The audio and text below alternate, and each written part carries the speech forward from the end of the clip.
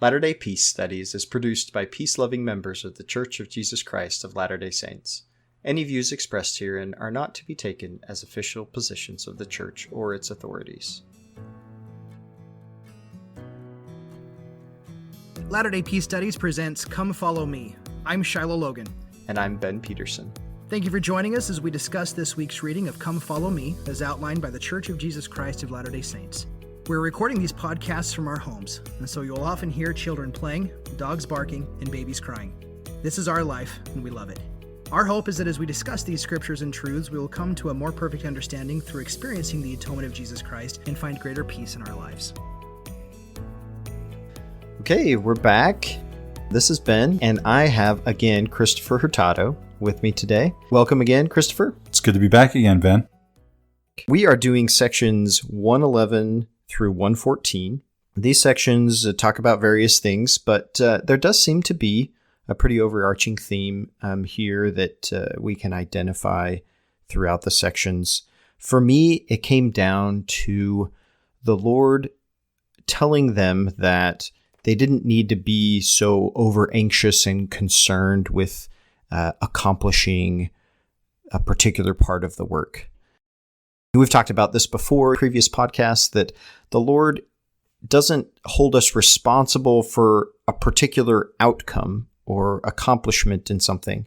Rather, he invites us to participate in the work and says that he takes care of the outcomes. Often when we get involved in something and we become very over anxious about the way something's going to turn out, and if it doesn't turn out the way that we envision it, then we get upset about that. Early in the Doctrine and Covenants sections, we have this occurrence with Martin Harris of the Lost 116 Pages. And so we had a pretty long discussion about the concept that the Lord's work isn't frustrated. It's rather our work is frustrated. And whenever we get frustrated, it means that some idea that we had about how things were supposed to be didn't occur, but the Lord's not really worried or upset about that. His work goes on. Things aren't changed in terms of his ability to accomplish his work by that. Yeah, not even the entire first presidency apostatizing and Sure. a third of the apostles can stop the Lord's work from moving on. Sure. So that comes up here. Starting off with section 111, there is a lot of historical context here that the section heading alludes to in the most ambiguous way. Yeah. So what apparently happened is, if you go back and read in some of the historical records, what's going on at this time is so many of the brethren have been focused on preaching and proselytizing and doing the administrative work of the church that they have, for the most part, kind of left their professions. And so there's not a lot of income in that way. So the church is heavily in debt in various ways. Members of the church are heavily in debt in various ways because there's the temple, there's everything that happened in Missouri with the lands, there's the United Firm that took on a bunch of debt. There's all this stuff going on. And 13,000 of them day dollars. Yeah. So this is a lot of money. Big deal. So a lot of anxiety here over how they're going to take care of these debts. Joseph Smith hears that back east, there is potentially a place, a house that has some money hidden in it. So this is buried, in the as it were. Infamous, buried as it were. So this is in the infamous Salem, Massachusetts, right? Which is famous for other reasons as well. But this is kind of Joseph Smith's thing back in the day. It is interesting there. He even worked for a guy that they were digging for silver and, old silver mines, and they never found anything. They never got anything. But this is still something that is part of the culture and history of Joseph Smith. And so it makes sense here that he would be very attracted to this concept that there's gold or silver buried somewhere and it's secret and they could go get it and it would help pay the debts of the church. So they go there and they discover what is supposedly this house of this widow that has this, and they succeed in renting the house for a time so that they can live there and spend the time searching for it. I read that they never succeeded in renting or buying the house. There are conflicting accounts. No kidding. Yeah. That's interesting. So yeah, there are conflicting accounts about this. However, in one of the accounts, and again, one of the issues with this story is most of the accounts are second or third hand. Okay, so there is an account. It is, however, considered somewhat credible because it is corroborated by some other accounts that they did succeed in renting the house for a time, but were unsuccessful in finding any money in the house. It's possible that other accounts downplayed that or said they weren't successful in renting the house or anything because they wanted to sort of move on, maybe not cover up, but move on from the fact that they were unsuccessful. I think it bears bringing up because it really contextualizes, especially verse 1 of this section, right? Because we get this from the Lord. I, the Lord your God, am not displeased with your coming this journey, notwithstanding your follies, right? But there's no, without that context there's no reference for what their follies are. And it seems to me that this is referencing the fact that they were, especially Joseph Smith, but those around him as well, were concerned with acquiring this buried treasure. And even by our, maybe modern sensibilities, this seems a little hokey. Although at the time, this was a very, is normal the right word? Maybe common thing for people to be searching for buried treasure. And there were various circulating stories, especially in Salem, about buried treasure in various places. So yeah, at this particular time and place, you have Nathaniel Hawthorne nearby writing about buried treasure in Salem and reports in the local newspapers of the same. Yeah, so it's not like crazy talk in the historical context of the time. Right. But they go and they expend quite a bit of energies in trying to achieve this, and you don't achieve it, and it was kind of a waste, so to speak. So that is a folly, right? You wastefully pursue something that doesn't end up happening at all and wasn't useful. So I think importantly, Ben, I'd go a little bit further. Folly suggests imprudence. And so it's important to remember that, that prophets aren't infallible and they're human and folly is a human thing, right? It's what it means to be human, is to have folly. It's part of our experience as humans. Yeah. The great part here about this verse, I think that really brings out the concept here, is the beginning where he says, I, the Lord your God, am not displeased with your coming this journey. Yeah, it's interesting because B.H. Roberts made it sound like that they were really chastised by the Lord. Even given this, here was this verse, right? And he's saying this.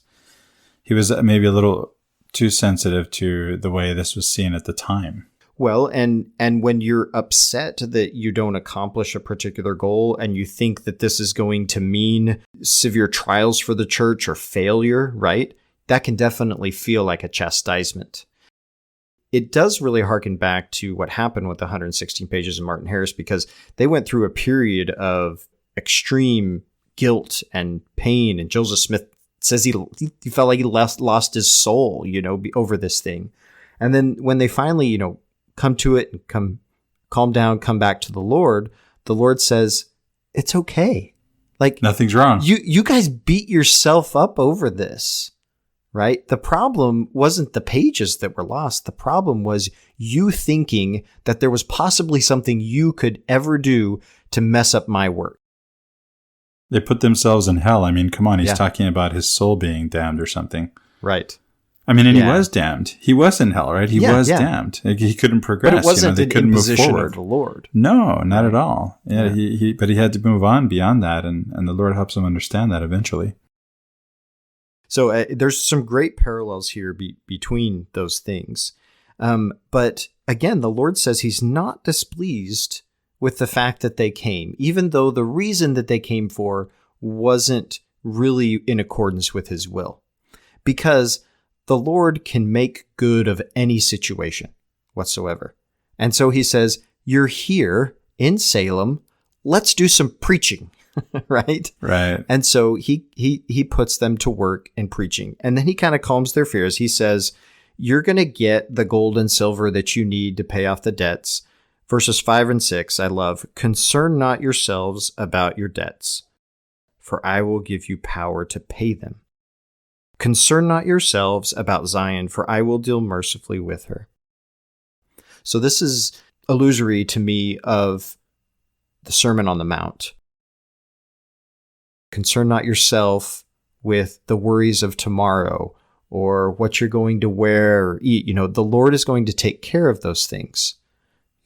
That's such a comfort, Ben, to realize that given how far apart these two scenarios are, I just see a principle, and I think it applies to me. And I need not concern myself with whatever it is I'm concerned about, and trust in the Lord.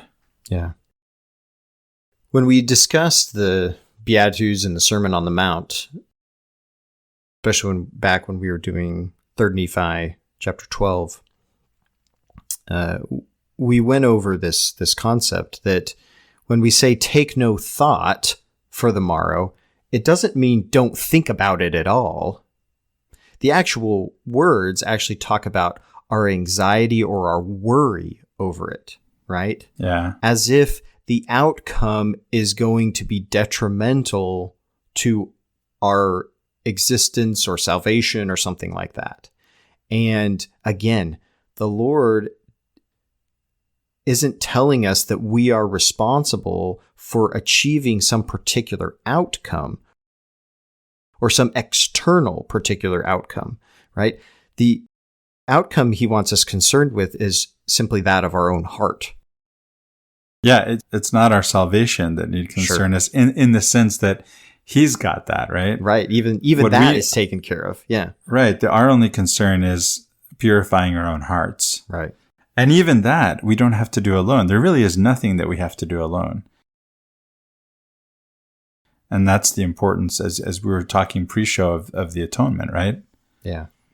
Yeah, that aloneness. It does remind me of a great talk by Neil A. Maxwell years and years ago where, he talks about there's nothing we can give to the Lord that isn't already his to begin with. Really, the only thing is our will, right? We align our will with his. Everything else is really just the return to sender gift thing, right? Right. And so that concept here in 111 really kind of brings together the idea that the Lord can make good of any situation, even if we go down a path that we think is going to achieve a particular thing, and it turns out, that this path I went down for this purpose, but the fact that I went down the path, the Lord's like, that's fine. There's any path you go down, I can make good out of it. And that reminds me once again of what Rumi said, there are as many paths to God as there are people on earth. Because whatever path God's children take, he'll bring us back to him. We get verse 11 here. Therefore, be as wise as serpents and yet without sin, and I will order all things for your good. This just goes right with the concept, right? Like all things accomplished, the Lord can order them such that they are for our good, as fast as you are able to receive them.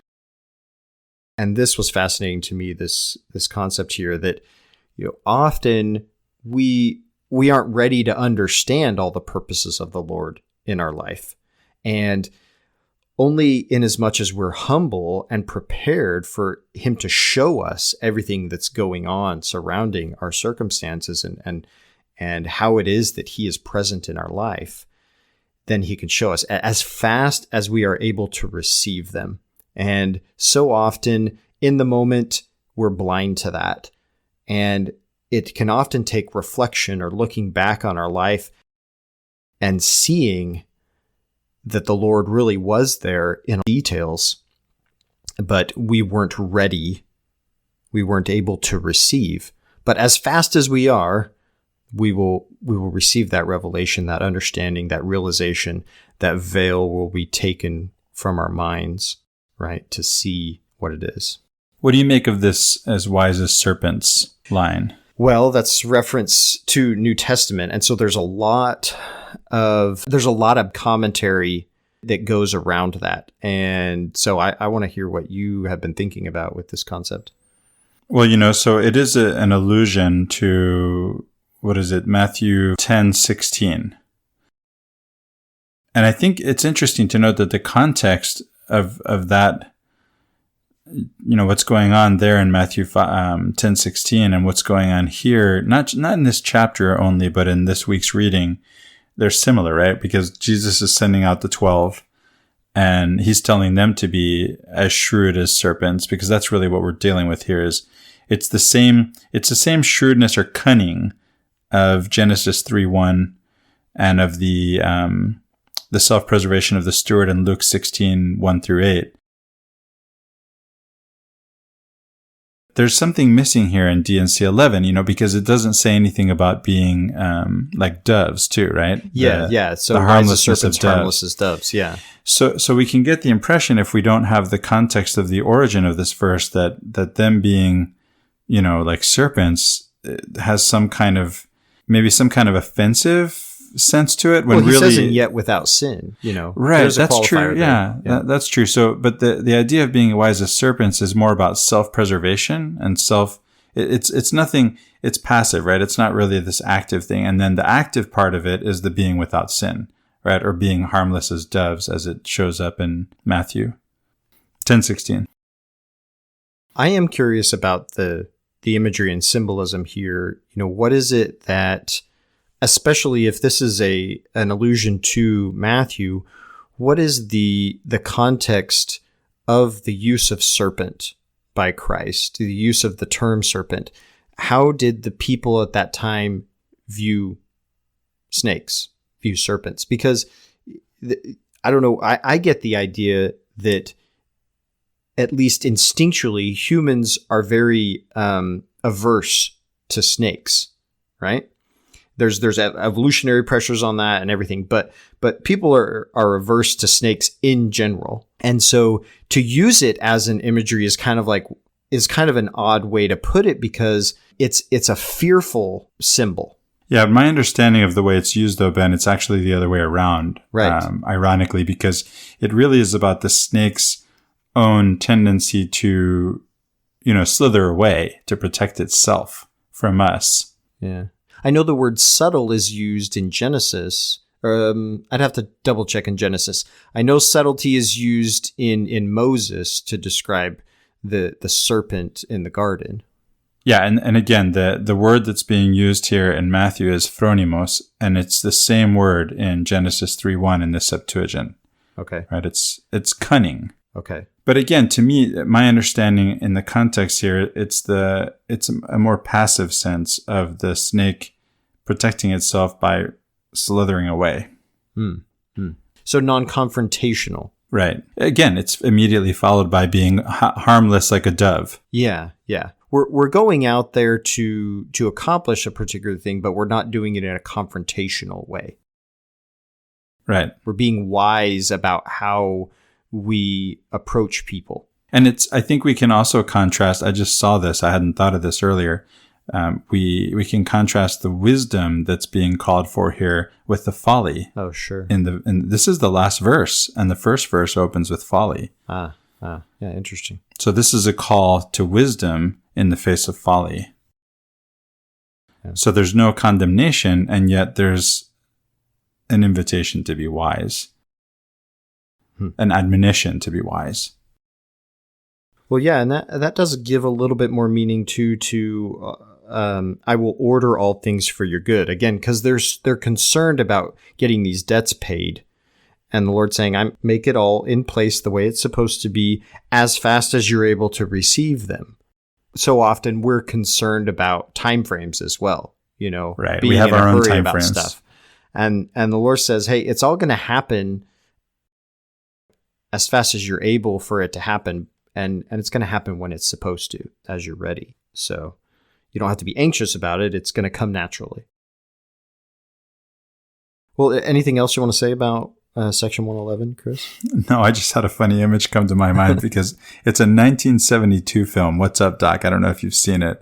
And there's supposed to be a snake in the room. It's not true, but the guy tells the woman on the bed, now, calm yourself, right? And so this is the image, right? You have the snake, you have the Lord saying, now, calm yourselves, right? Oh, okay. Everything's going to be just fine.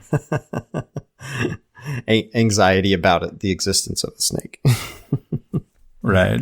So moving over into Section 112, this is, I believe it's the second revelation explicitly to Thomas B. Marsh.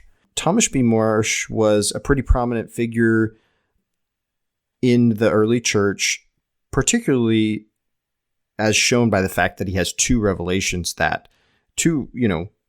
decent sized revelations that are specifically address him and talk about his abilities and his calling and what the Lord sees for him to do. We do have this story, though, about Thomas B. Marsh leaving the church and over the milk and the cream, and really that's a fun story, but the reality was much more complex than that, of why he decided to leave. Well, and there's something going on right here, right here in Section 112, because he's being, he's getting, here's what you're doing right, here's what you're doing wrong. That's what's being told him. And he's taking dictation, right? Joseph Smith is dictating this to Thomas B. Marsh, but his hearing is selective. And so he goes off and writes to other people and brags about the things that he's being praised for, and leaves out the things that he's being admonished for. Sure. Yeah, that happens with him as well. He has these moments where he's upset over, the Lord tells him he has the keys of the missionary work, so to speak, opening the door of gospel to nations. And so Thomas B. Marsh believes, this is his responsibility. The Lord's going to lead him in it. And then first thing Joseph Smith does is he goes and tells Heber C. Kimball to go on a mission to England. And this was the first mission to England. And Thomas B. Marsh is really upset about this because he's like, no, Joseph, that was my responsibility. I was supposed to take care of this. So, there's various moments that create a little bit of friction between Thomas B. Marsh and Joseph Smith. We unfortunately, I think Thomas B. Marsh gets a bad rap because of these moments of friction with Joseph Smith. But all told, in the historical context, we can see Thomas B. Marsh was actually a great man. The Lord endorses him pretty well here. And later in his life, he comes back to the church, and goodness, Brigham Young, even after he comes back, Brigham Young stands up in the meeting and kind of lambastes the guy, and he takes it all in humility and just says, okay, that's fine. I want to be with the saints. Right. By the time he comes back in 1857 and Heber Kimball's, serving the first presidency, and he says, look, I don't even deserve a place here. And I was supposed to go on this mission. Somebody else went. That's all water under the bridge. The Lord didn't lose anything here. I was the one who lost out. And I just want back. He just wants back at this point.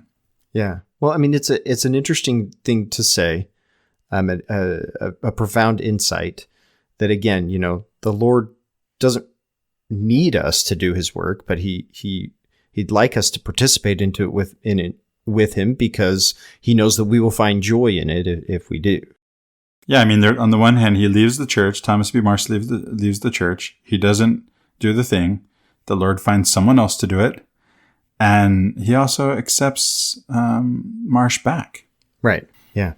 Yeah. It's kind of the laborers in the vineyard type of thing. Ultimately, there's not going to be some eternal reward lost, by Thomas B. Marsh. I don't see any reason for that. It was just that moment of realization that, hey, I could have been here all along participating in it. I decided to miss out on it for a little time. Ultimately, it's not going to make any difference, but I did miss out on that little bit of time. It's kind of like prodigal son type of thing too. him, right, the prodigal son saying, "Oh, well, how come you threw this big feast for this guy that came back?" It's right. like, well, you've been with me the whole time, experiencing and having everything that I have. Like, what do you eat with me every evening? What are you upset about? So, and conversely, when whether it's the prodigal son or whether it's Marsh, when you come back, thinking of the ones that show up at the 11th hour, why would they receive any less of the fullness of whatever it is God is offering? Right, the presence of God is 100%, right? Yeah. Whether you show up late or you show up early, you're in the presence of God, and it's all there. Yep. It's everything. Yeah. It says that multiple times in the scriptures. You receive servants, you receive me. When you receive me, you receive my Father. Everything, right? It's the whole enchilada. And we can have it now, or we can have it later. The Lord says, well, why not make today the day of your salvation? Why not have it already? Why not start experiencing it now? You can wait if you want to, but there's not any point in waiting. Right. So. As Riley and I discussed in our episode on Latter-day Contemplation and Resurrection, we don't even have to wait until we die to be resurrected. We can live a fully resurrected life now. Can live that That's reality. Possible. Yeah. Jesus did. Yeah. What does he look like after he's resurrected? The same as before. He does all the same things. All those things are possible in this life. So several verses in 112 stand out to me. Often quoted, verse 10, "Be thou humble, and the Lord thy God shall lead thee by the hand and give thee answer to thy prayers." This kind of made me think of what we talked about last time with prayer. We went through that dedicatory prayer and talked about how there was sort of those inconsistencies and ups and downs and struggles that Joseph is having in his prayer as he's understanding and revealing the will of the Lord through the prayer, right? And aligning his will with the will of the Lord through the prayer. And the mechanism, or one of the main mechanisms there, is humility, right? Allowing the Lord's will to prevail over ours. Yeah, and so he leads us and then gives us the answer to the prayers, which is, what is he leading us to? He's leading us into an alignment with him. Yeah. And that's the answer to the prayers. The answer to your prayers is alignment with the will of the Father. If you're looking for some other answer, well, I think he can be patient enough with us, right? If we keep praying for something else, he's going to continue to try to lead us as long as we humble ourselves until we get to that place of alignment with his will. Yeah. If God knows the answer to those questions in those situations because of who he is, then the answer to our prayers is becoming more like God, because then we will have that, right? Right. Because we're in that experience, we're in that reality. And so aligning our will with his automatically gives us that answer because that's what it is. The answer is who is part of his reality of being. So then I like, it goes on to 11. "I know thy heart, and have heard thy prayers concerning thy brethren. Be not partial towards them in love above many others, but let thy love be for them as for thyself, and let thy love abound unto all men and unto all who love my name." Okay, so speaking of prayer and, our will being pitted against the Lord, and humility allowing us to change our will and become in line with the Lord, this makes me think of, okay, so obviously there's something going on here where he's praying, and he's in his prayer, his concern is focused on some particular people, his brethren, right, his friends. And that seemed, his intention seems to be enveloped in that concern, to the exclusion in some way of considering others.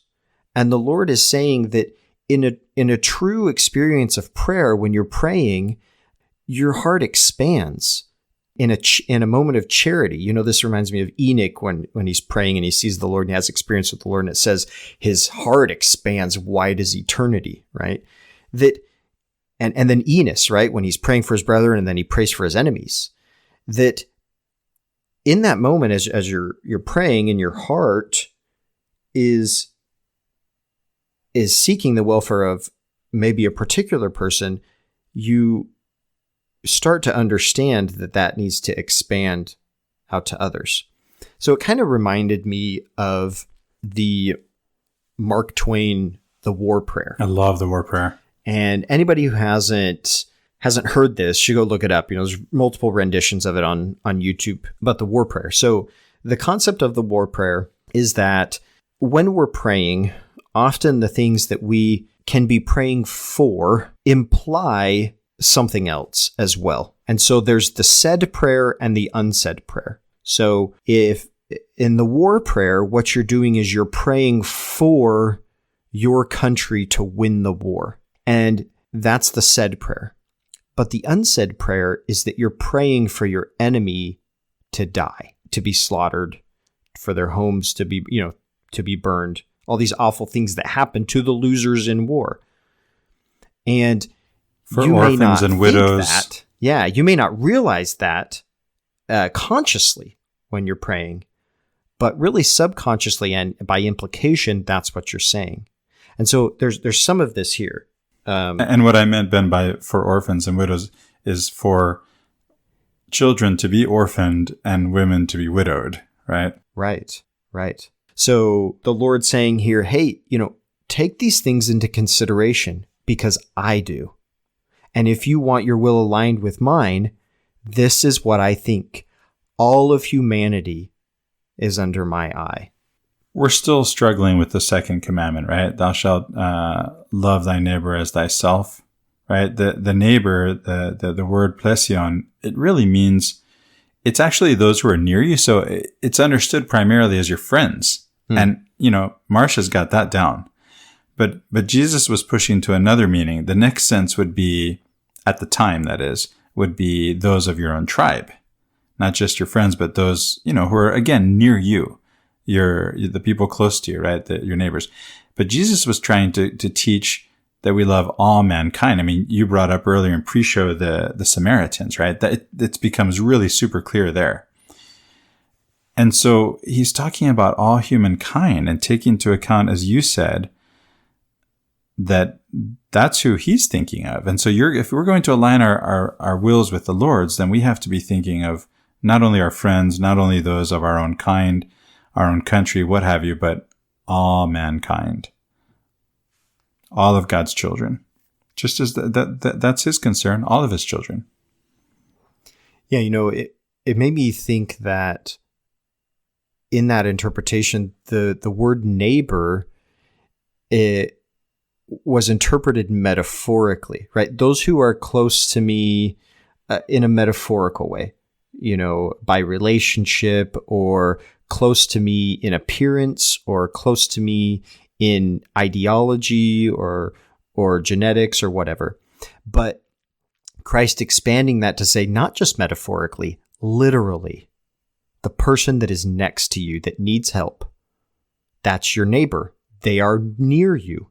The Samaritan walking by that man on the road that needed help, he was near him. So he was his neighbor.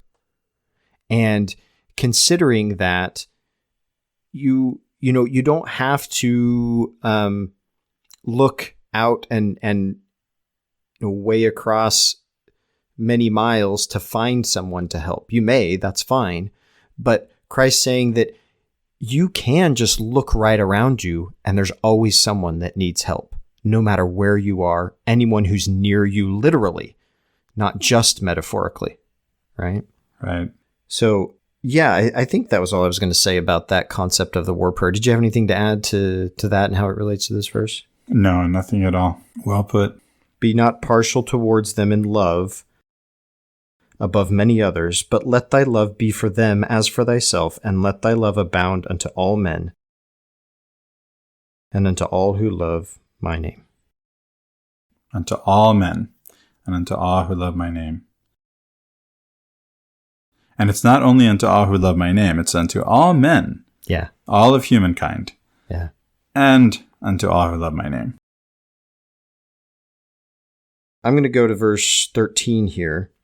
I think there's another important concept. And after their temptations and much tribulation, behold, I, the Lord, will feel after them. And if they harden not their hearts and stiffen not their necks against me, they shall be converted, and I will heal them.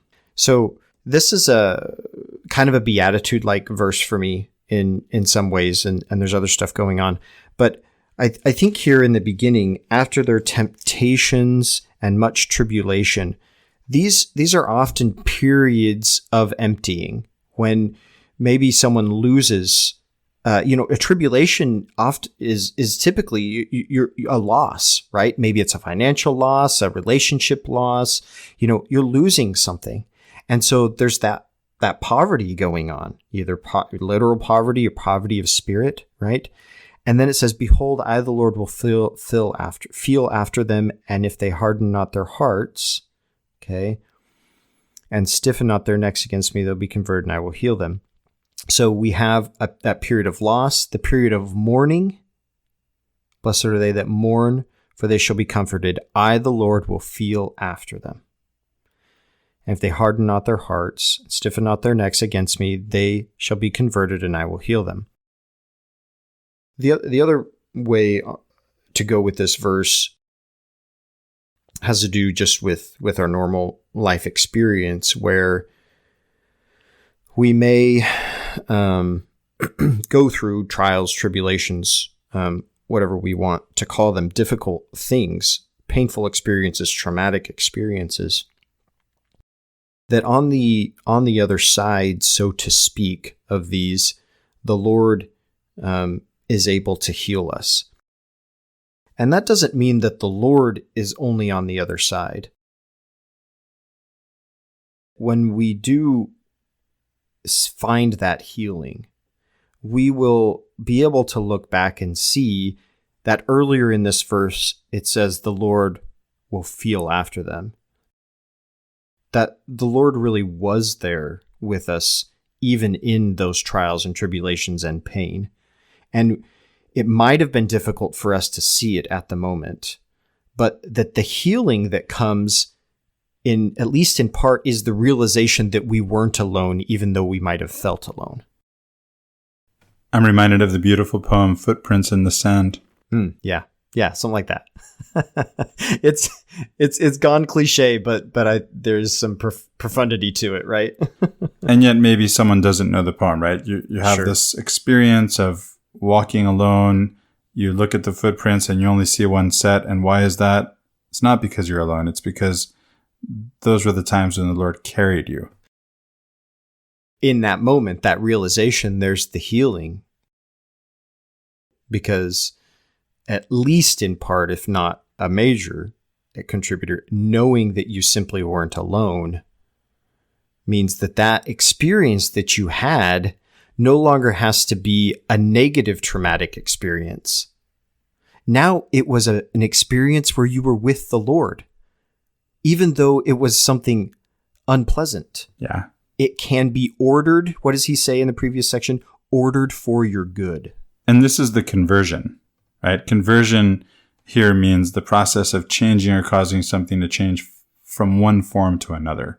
It's not about changing one's religion or beliefs, right? It's about something changing form. The conversion of your experience from the experience that you had of walking alone to the experience of the realization that you're being carried. Yeah. I'm not sure if I've thought about it that way before, that conversion, wouldn't just be about our perception of God, but also our perception of our experience.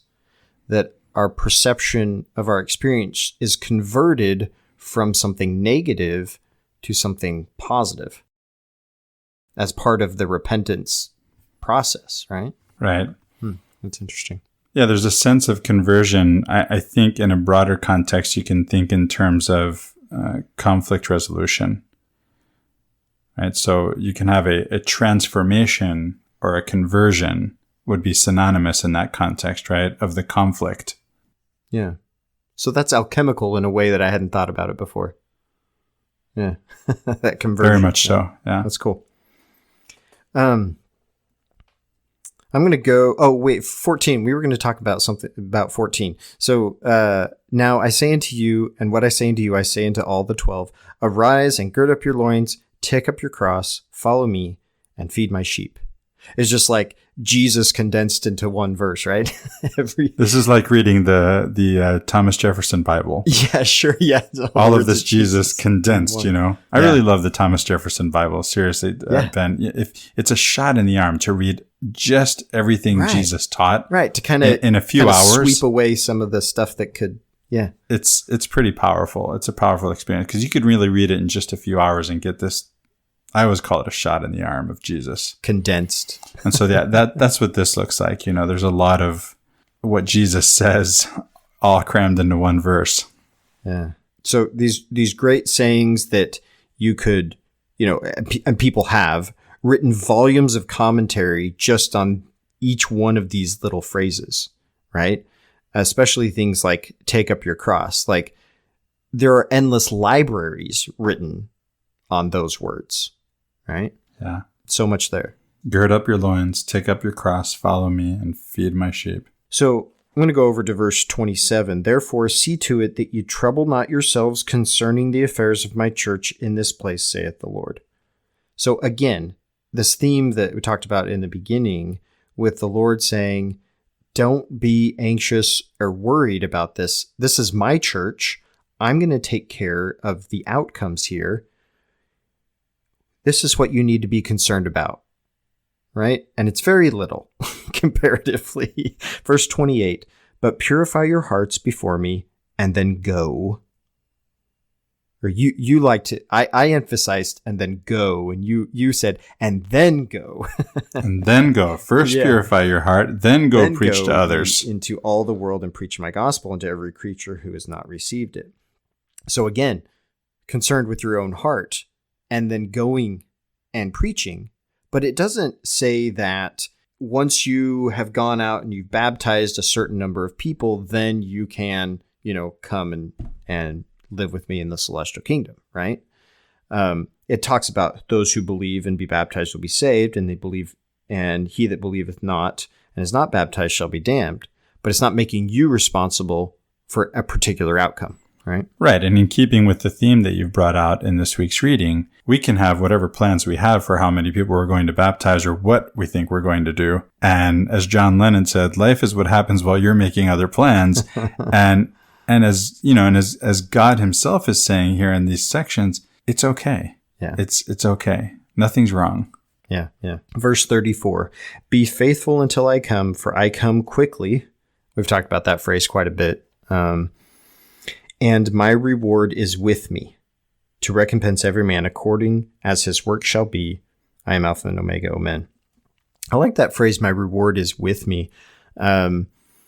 We talked about the coming of Christ, not necessarily or not only being this future event that we look forward to as a global, external, physical presence of Christ, but also, if not more importantly, an individual realization of our own true nature, our own true Christ nature. And Ben, when you say, if not more importantly, you know, if that strikes anyone as downplaying in any way that potential future event, right? The point is, I may or may not be here when that happens. So it may be irrelevant to me and it's only a subset of people, right? Right. Yeah. So what's relevant to me is can he come quickly to me now? And that coming of him quickly is the reward. When he says my reward is with me, I read that as my coming itself is the reward.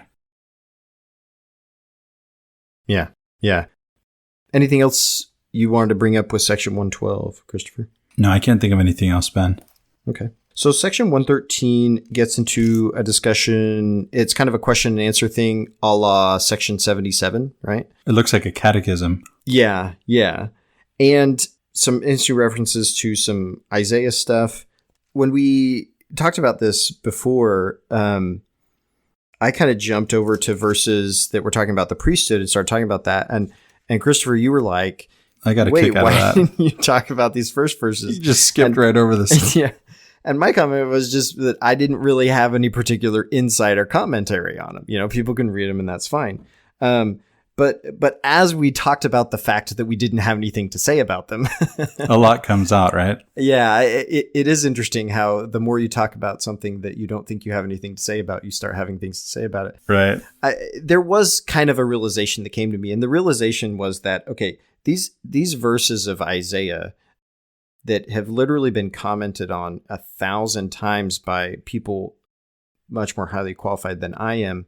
Before and since. Yeah, before this revelation. Correct. Joseph Smith, at least, you know, he sees these verses, and to him, they are significant in their fulfillment and reference to the work that he's doing right then. And I think that is important because the responsibility that he had and the opposition that was going on and everything, I think necessitated that he receive these types of assurances from time to time, that the Lord really had called him to a work, that this great prophet Isaiah may have even prophesied of him doing it. The Lord was aware of it. The Lord was with him, and the Lord was going to support him in the work. Him seeing these, or seeing himself in the scriptures and saying it that way is a pattern for us. Just like that prayer, that Kirtland Temple prayer is a pattern for us. We can see ourselves in the scriptures, especially when we're told to take upon ourselves the name of Christ. If we take upon ourselves the name of Christ, all of a sudden, every verse that's about Christ is about us, right? And why shouldn't it be, right? That Christ is bigger than Jesus, right? Jesus is the Christ, true enough, but that's not his last name, and we're to be Christ. You know, the Muslims find the coming of the Prophet Muhammad foretold in the New Testament. Joseph Smith found himself in the Old Testament. I think it's important to remember not only not to take things literally. You know, obviously no person is a stem or a rod. Or is there a root here too? I think there's a root, isn't there? Yep, there's a root. Right. These are people we're talking about, symbolized by these symbols. And at the same time, that to realize that there's probably something here that Isaiah is saying that has to do with his own context. Even if it has something to say in another context or to another context or to someone else later. And symbols can be polyvalent, right? The meanings can be multiple. Right. And I like what you did with it, Ben, where you say, and we're taught to do this, right? Let's liken the scriptures unto ourselves. That's what Joseph Smith is doing here. Yeah, yeah. Then moving on with this section, we get a little more specific reference and treatment of this concept of priesthood keys, which really is still developing at this time. It gets alluded to over and over in the scriptures, but like what it really is, if it's clear to Joseph Smith, it's not really clear to many others than Joseph Smith. So we do have section 110 that we talked about last time, where Elijah, Elias, Moses, they come and restore the keys of specific things. And so now we have the concept of, keys are to accomplish, are these ability to accomplish these specific prophecies or fulfill these specific prophecies or things that the Lord, tasks that the Lord has set us to, right? Yeah, and I think we said this, Ben, remind me, but these keys, them coming and saying to Joseph Smith, you have these keys. Well, look at how I just said it, right? That you have these keys. It's not that, I don't know that they're necessarily bringing something other than an awareness, right? Sure. Because he has priesthood power, right? And now they're saying, you can do these things. Sure. You can do all these things, right? And so there's that. And then I also remember we talked about Zion's camp. Zion is supposed to be redeemed by power. And at the time that Zion's camp is marching, it's the arm of the flesh, I think, is the power or the force of arms is what the men have in mind. And yet we understood it as priesthood. And I think that's how we explained it, right? And here in verse 8, it's spelled out, right?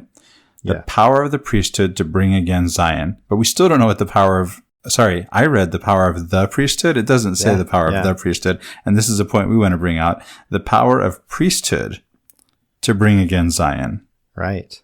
And so, but it doesn't tell us what priesthood is, and there is no the priesthood here. Right. Yeah, this is again these references. We had before references to keys and not really clear as to what this is, and then we get section 110 that kind of, oh, okay, that's I kind of start to see what you're talking about. And now he uses this term again. Well, what are these keys? Well, reference to those whom God would call in the last days, who should hold the power of priesthood to bring again Zion and the redemption of Israel, and to put on her strength is to put on the authority of the priesthood, which she, Zion, has a right to by lineage, and also to return to that power which she has lost. And here we do have the priesthood, Ben. Right. Yeah, so we have priesthood and the priesthood as well. Of Zion, right? Let's see, is it of Zion? Yeah, power of the priesthood to bring again Zion. So the purpose of the priesthood, as stated in this section, is the bringing about of Zion, the establishment of Zion. And what is that power? What is the strength? It's to put on the authority of the priesthood, which she, Zion, has the right to by lineage, to return to that power which she had lost. And yet at this point, we still don't know what that is. Again, yeah. So we don't really have this concept.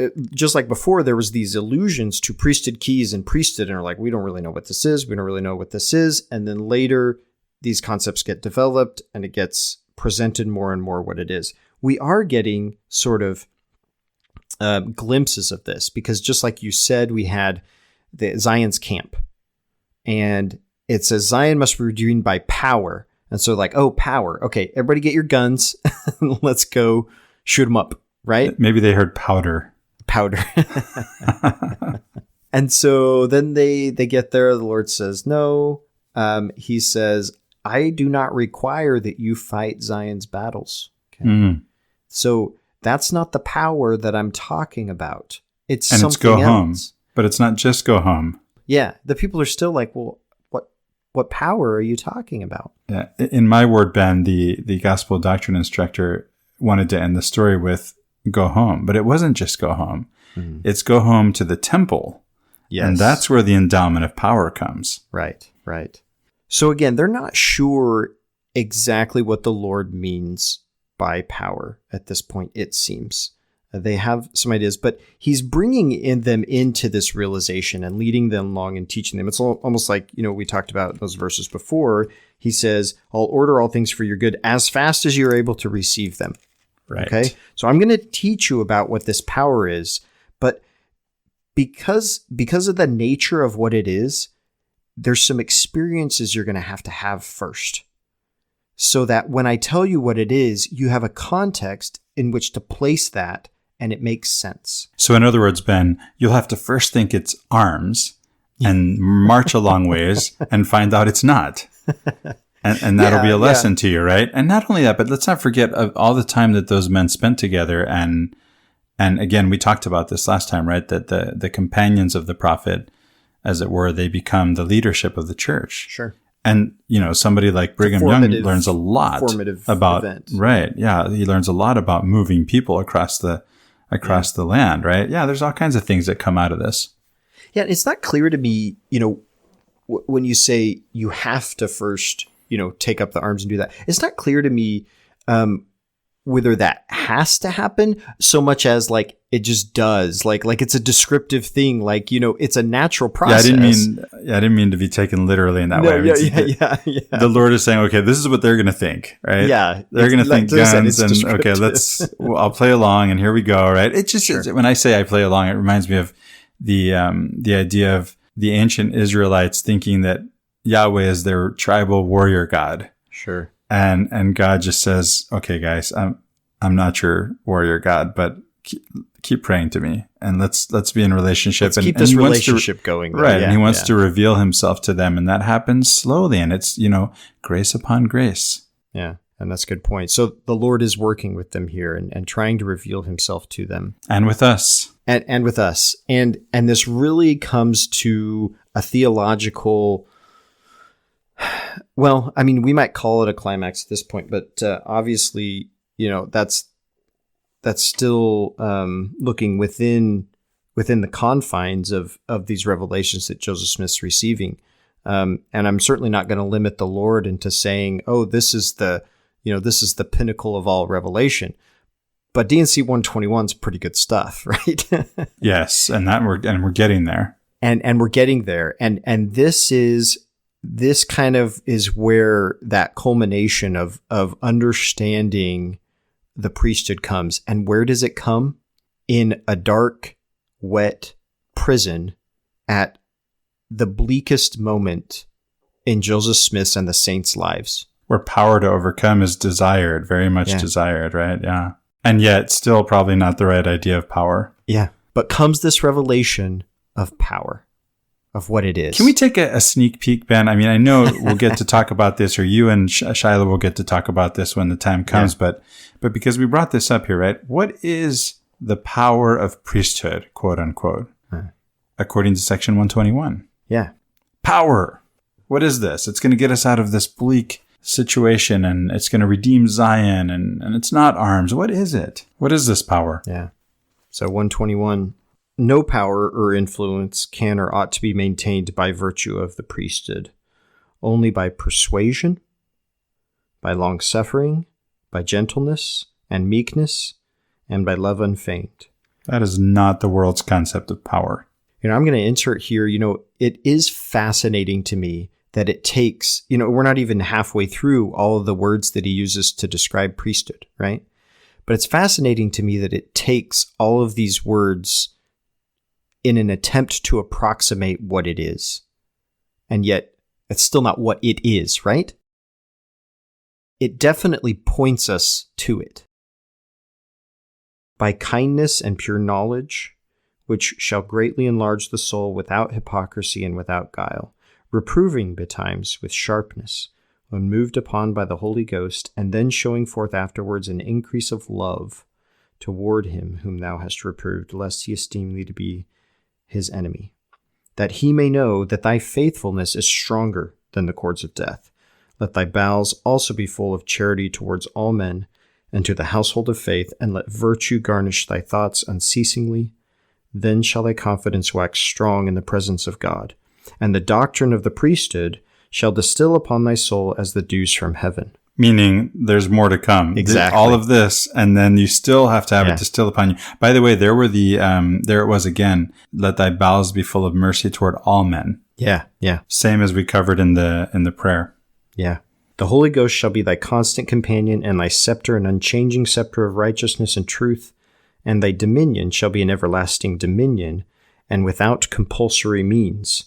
It shall flow unto thee forever and ever. But wait, there's more. Right. Yeah. So, just like we were saying, there's all these words, just some of the most beautiful words that Joseph Smith ever received in Revelation, I think, that describe this thing, and yet they're all to say that this is simply descriptive of your experience in which you will then start receiving revelation about what the priesthood really is. And let's remind ourselves that authority is experience. Yes. Authority, authentic, right? Coming from a true experience, something really lived and understood in a phenomenological way. That's who speaks from authority, right? The one who has experience. Right, yeah. So the thing that this makes me think of is Alma chapter 13 and 14. Well, really all the Ammonihah stuff. So I love the story. Yeah, Shiloh and I we did a series of podcasts on Ammonihah when we were doing LDS Liberty. And then when we were doing Come Follow Me, we went and did them all over again. So it was great. There's so much there that it wasn't boring at all to do it twice. Well, I'll settle for a synopsis here, Ben. And those podcasts are still all available, right? Yes. Those episodes, whether even LDS Liberty, right? Correct. You could find those. Yeah. But yeah, some of the ones that I appreciated, that I got the most out of all of them, which I believe is saying a lot because I've learned so much, were those ones that we did on Ammonihah. This reminded me, as I was reading through this section 113 of Alma chapter 13, which is Alma's discourse on the priesthood, and in particular, like high priests or Melchizedek priesthood.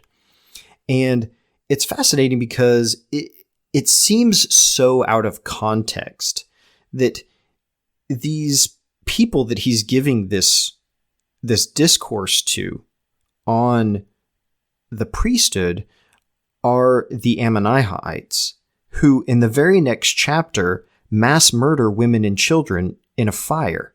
And it really like raises this question, like, why are you spending all this time teaching this to a people that then commit these atrocities?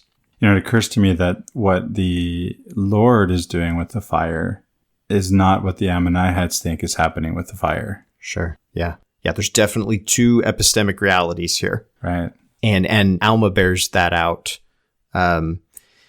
So in previous chapters in Ammonihah, some of the context of this is that, Alma has left his position in government as the chief judge, and he's gone out to preach, and he's been out doing it for years, and he arrives in the city of Ammonihah, and he starts to preach to them. And one of the first things they say to him is like, what are you doing here? You don't have any authority.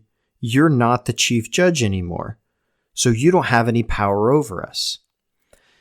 And the implication there is that the Ammonihahites are really only interested in political authority, right? They would only be interested in what Alma has to say if he were a political authority, right? The authority they're looking for is the hierarchical one. Sure.